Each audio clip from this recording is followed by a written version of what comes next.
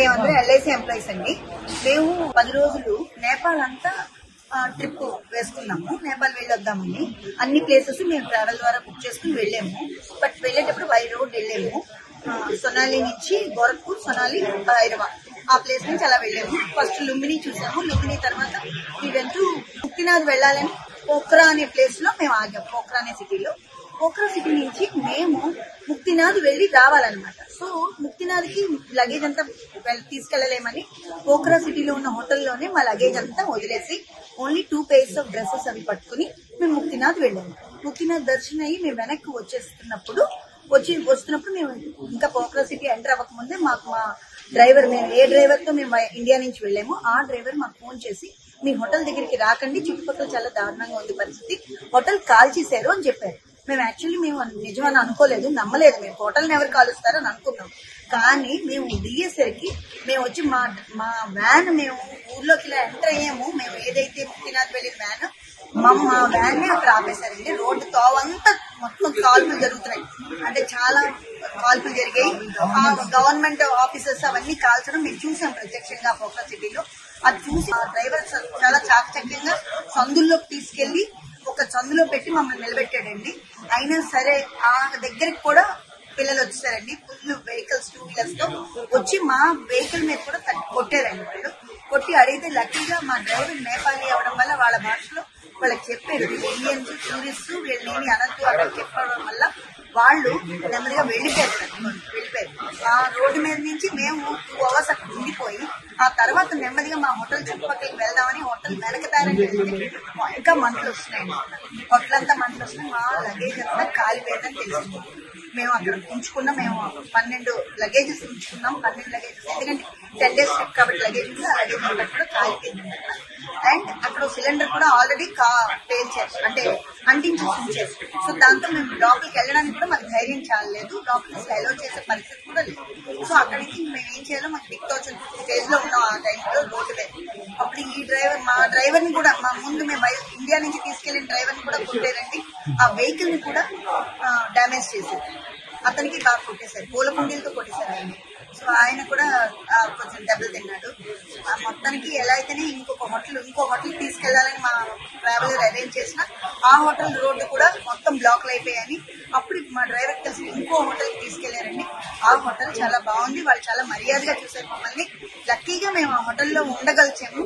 ఎందుకంటే ఆ hotel just మళ్ళీ బిఫోరే ఓపెన్ అయిందంట, కొత్త హోటల్ అది. సో ఇంకా అక్కడ ఎక్కువ మంది లేరు కాబట్టి మాకు రూమ్ ఇవ్వగలిచారు వాళ్ళు.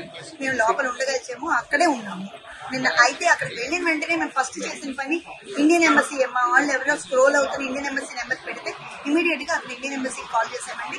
వాళ్ళు మీరు ఎక్కడ సేఫ్ గా ఉన్నారో అక్కడే ఉండండి, కాఠ్మండూ రాకండి అని చెప్పారండి. సో మేము కాఠ్మండూ వెళ్ళాం, మేము ఇక్కడే ఉండిపోతాం అని చెప్పి అక్కడే ఉంటామన్నాం. పోఖ్రాలోనే ఉండిపోయాము. అయితే పోఖ్రాలో ఉన్న తర్వాత అక్కడి నుంచి మన్నాడు పొద్దున్న నేను లోకేష్ సార్ అంటే ఈ లోపు మనకి ఆర్టీజీఎస్ వాళ్ళు చేశారండి, ఎన్ఆర్టీ వాళ్ళు చేశారండి. వీళ్ళందరూ ఫోన్లు చేస్తూనే ఉన్నారండి. ఆ తర్వాత ఏపీ భవన్ ఢిల్లీ నుంచి కూడా ఫోన్లు వస్తూనే ఉన్నాయి మాకు కంటిన్యూస్ గా. And at morning 10:30 also sir Lokesh sir తోని జూమ్ కాల్ లో జాయిన్ అవ్వమని కూడా మాకు మెసేజ్ వచ్చింది. మేము జాయిన్ అయ్యాము.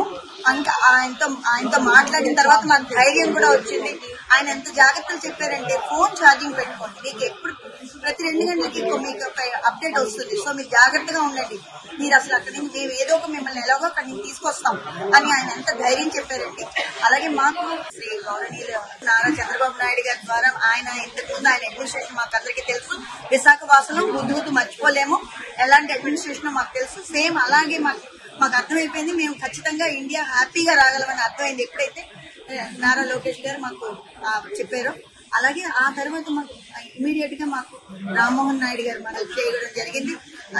మన ఎంపీ శ్రీ భరత్ గారు, అలాగే హోమ్ మినిస్టర్ అనిత గారు, ఆవిడ డైరెక్ట్ గా నాతో మాట్లాడారు.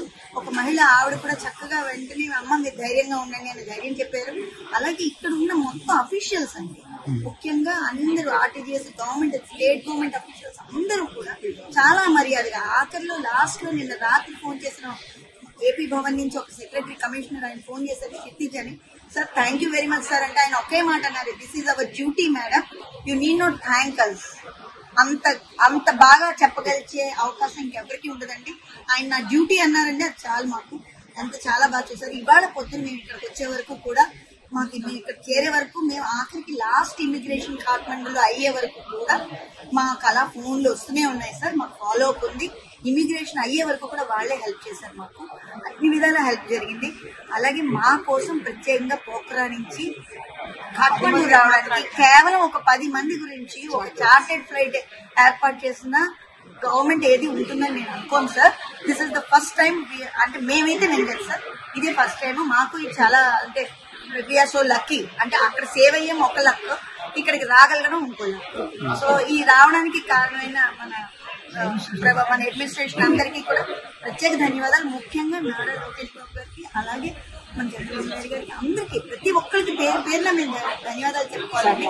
అలాగే ఇక్కడ నుంచి ప్రతి వాళ్ళు సేఫ్ గా రావాలని కోరుకున్న ప్రతి ఒక్కరికి, మా గురించి ఆలోచించిన ప్రతి ఒక్కరికి కూడా మేము ధన్యవాదాలు తెలియజేసుకోవాలండి. It's our duty.